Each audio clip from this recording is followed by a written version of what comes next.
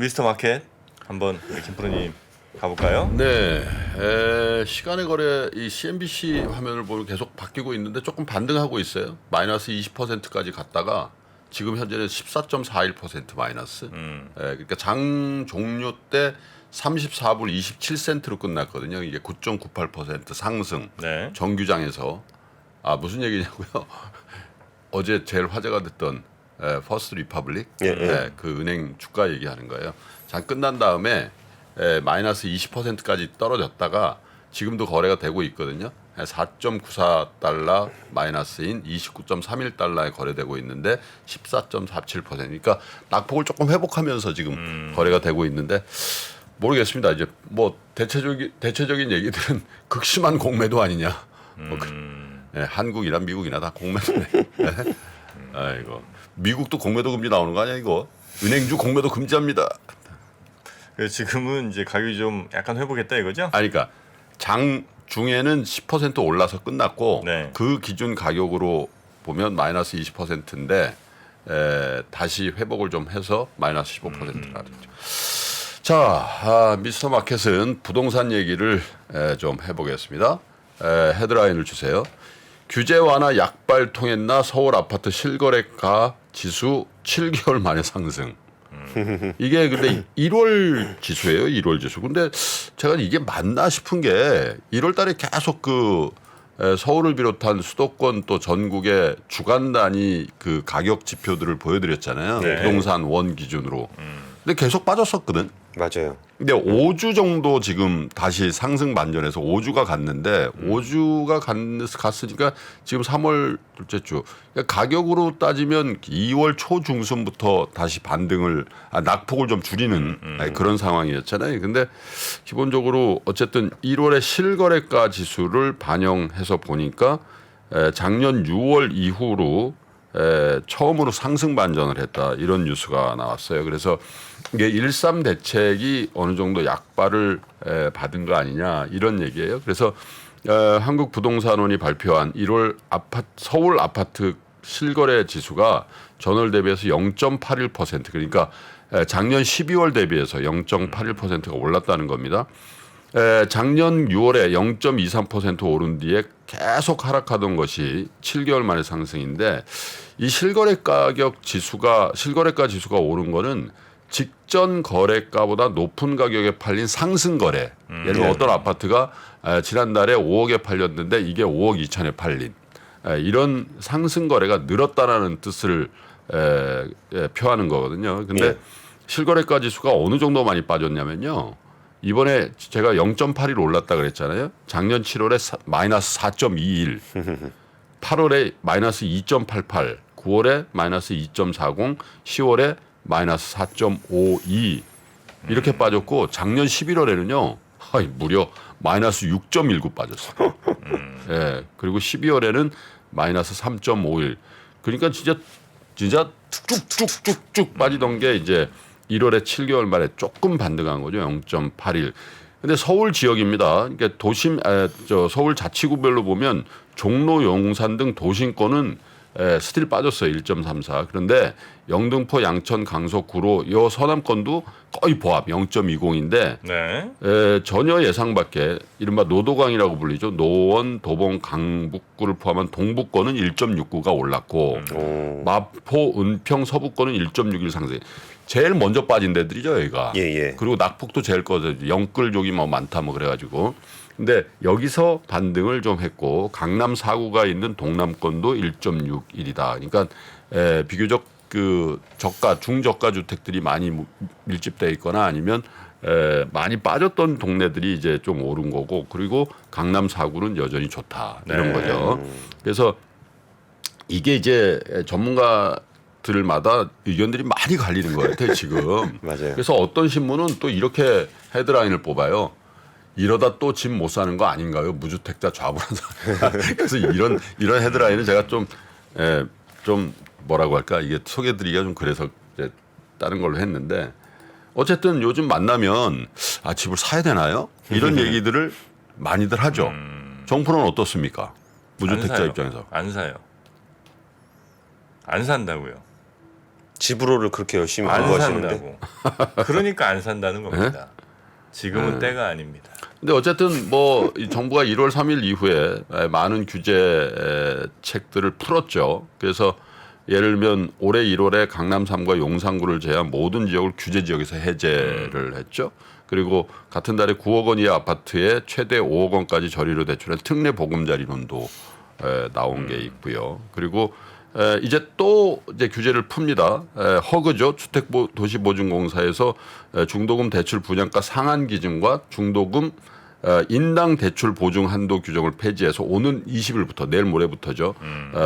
적용하는데 이전까지는 분양가 9억 원 이하 주택에만 중도금 대출을 해주다가 작년 11월 12억 원으로 이거를 완화를 했고 이번에 기준을 아예 삭제를 하는 겁니다. 네.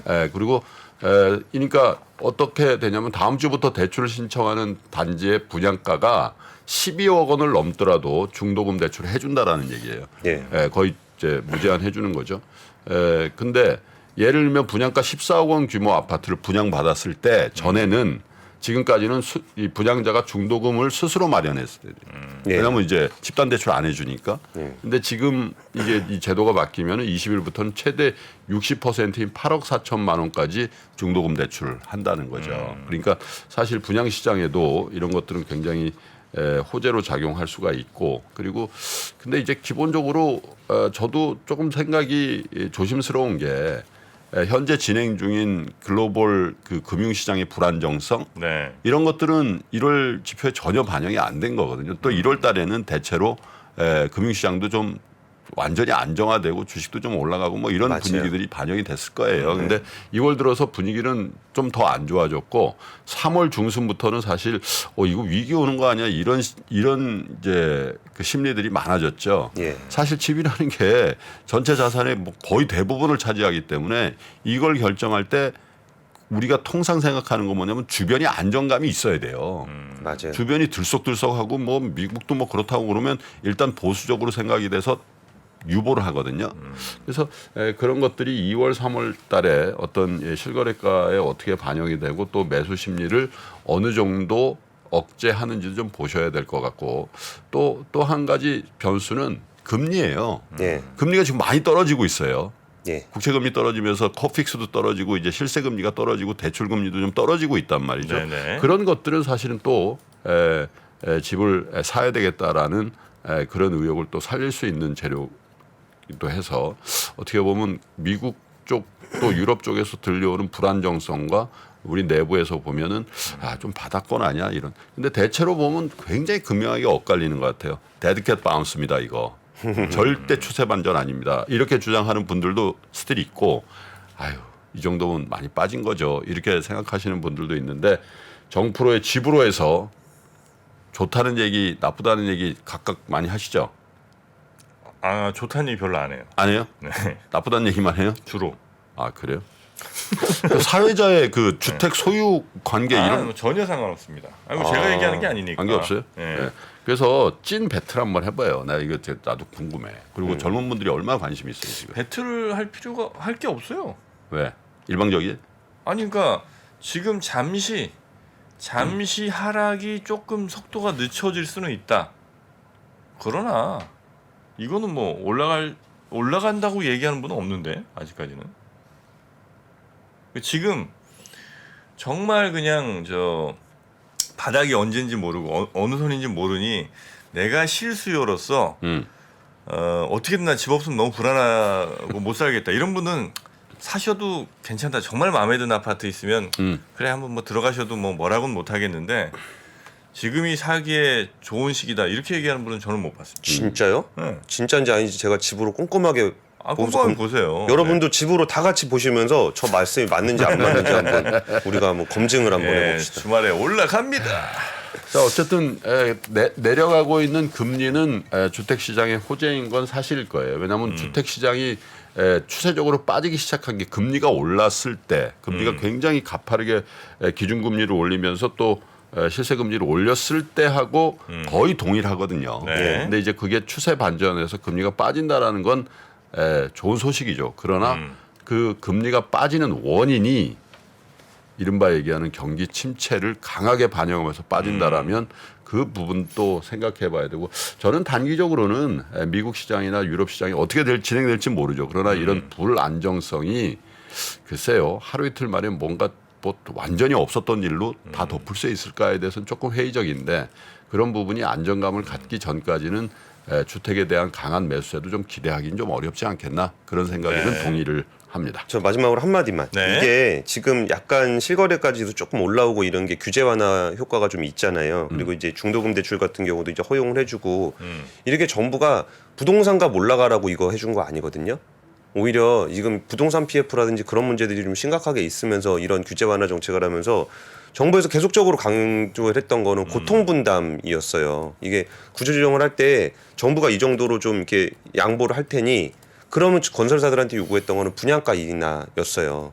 그러니까 이렇게 일반 사람들이 집을 마련할 수 있게 하는 기회를 일반 사람들의 자금으로 PF를 전환할 수 있게끔 규제 완화해 줄 테니까 네. 건설사에서는 분양가 낮춰서 사람들한테 좀 더 이렇게 좀 부담을 적게 주택을 공급해라 이런 취지였거든요. 그러니까 이 부동산값 규제 완화를 보면서 막 와 그럼 부동산 경기 올라갈 거니까 우리가 분양가 높여서 돈 더 벌어야지 좀 그런 생각은 좀 안 했으면 좋겠습니다. 그런 생각을 안 했으면 하고 부탁할 게 아니죠 그게. 아 그래요? 그걸 못하게 해야죠. 아니 그걸 왜 부탁을 합니까 우리가. 네. 말도 안 되는 거지.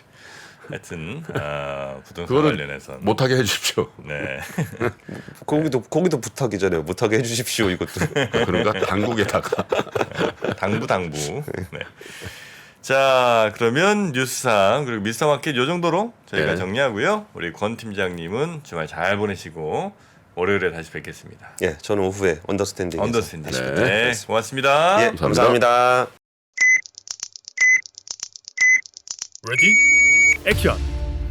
유튜브에 공개도 하기 전에 조기 마감되어 구독자 여러분들께 소개조차 할 수 없었던 3프로TV 주식 부동산 액션 스쿨. 국내외 주식시장 분석, 기업 발굴 및 기업 분석, 가치 평가, 부동산 권리 분석, 지역 분석 및 임장, 개별 부동산 가치 평가, 이 모든 걸 내 손으로 직접 액션하는 100% 실전 훈련 프로그램 액션스쿨 2회차 모집 소식을 이번엔 가장 먼저 알려드립니다. 박세희, 홍진채, 오윤석 전문가들의 실제 투자 프로세스를 내 손으로 직접 경험하세요. 액션스쿨은 기수제 프로그램으로 정해진 인원이 모집되면 완전히 마감됩니다. 자세한 내용은 영상 하단의 링크 혹은 3프로TV 앱에서 확인하세요.